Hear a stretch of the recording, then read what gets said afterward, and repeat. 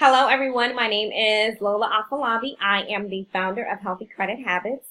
And today is, you guessed it, Fix It Friday. We made it. We're about to make it into Fix It Saturday. However, I definitely wanted to get this video out to you. Given that this is a new month, we're in June. How time has flown. We're already halfway through the year.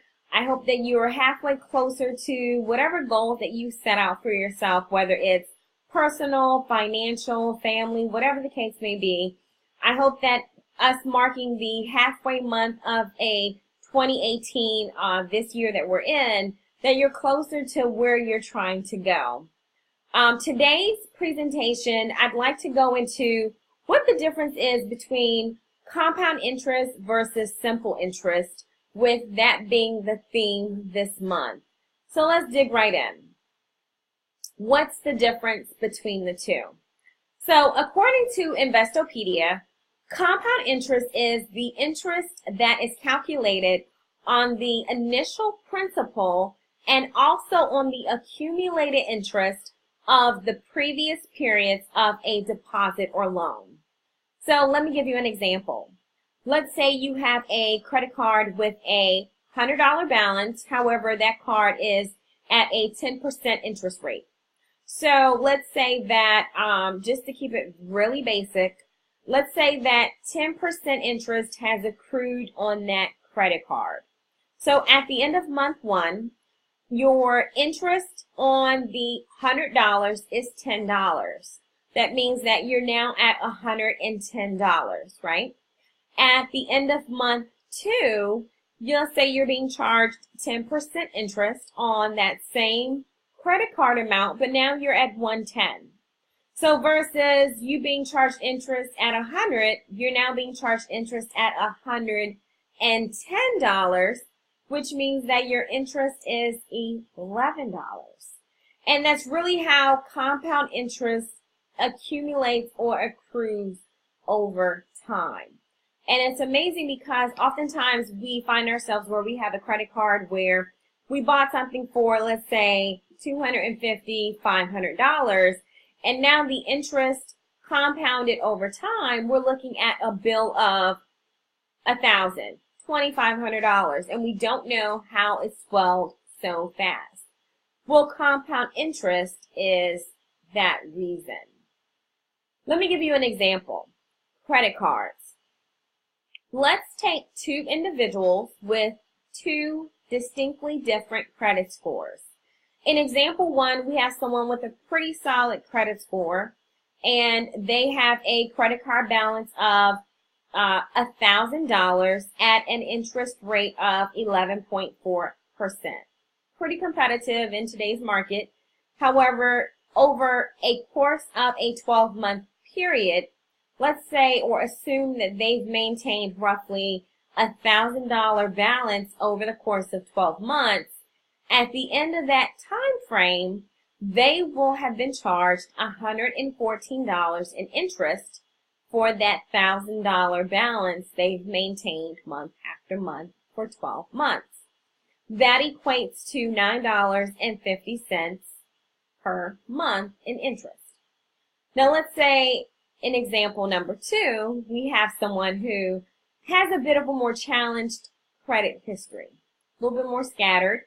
And in this instance, they're being charged versus 11.4, 26%.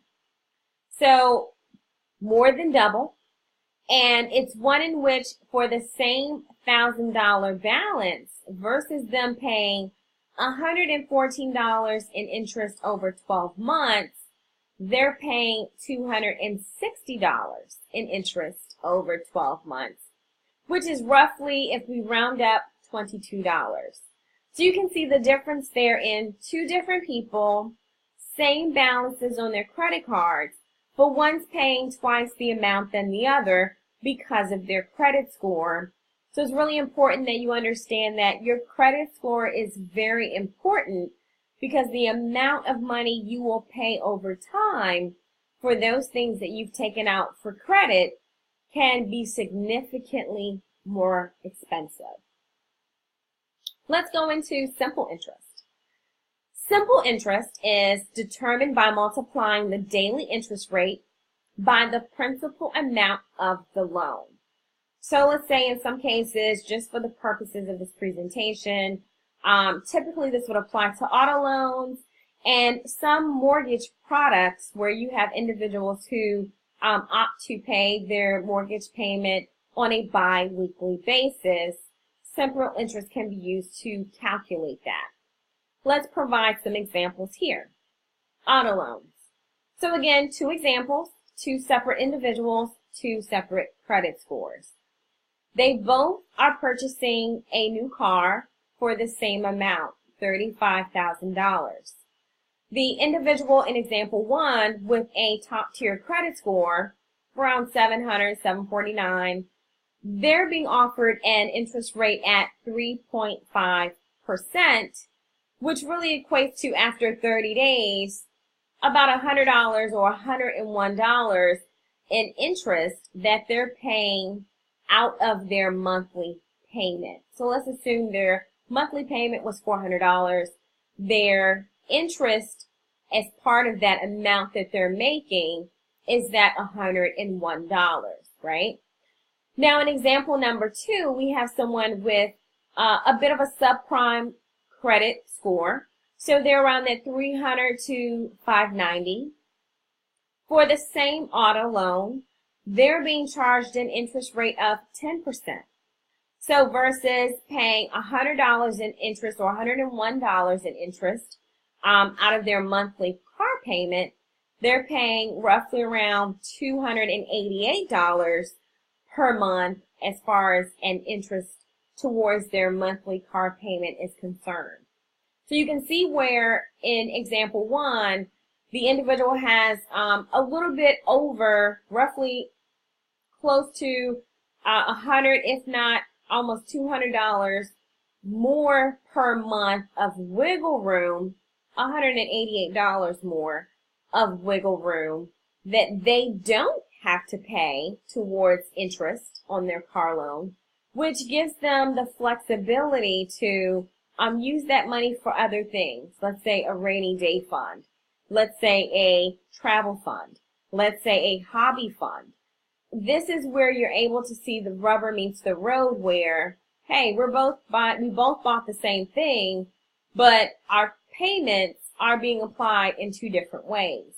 One's paying more interest versus the other person, and one has a little more disposable or liquid cash to work with versus the other, which is dictated by your credit score.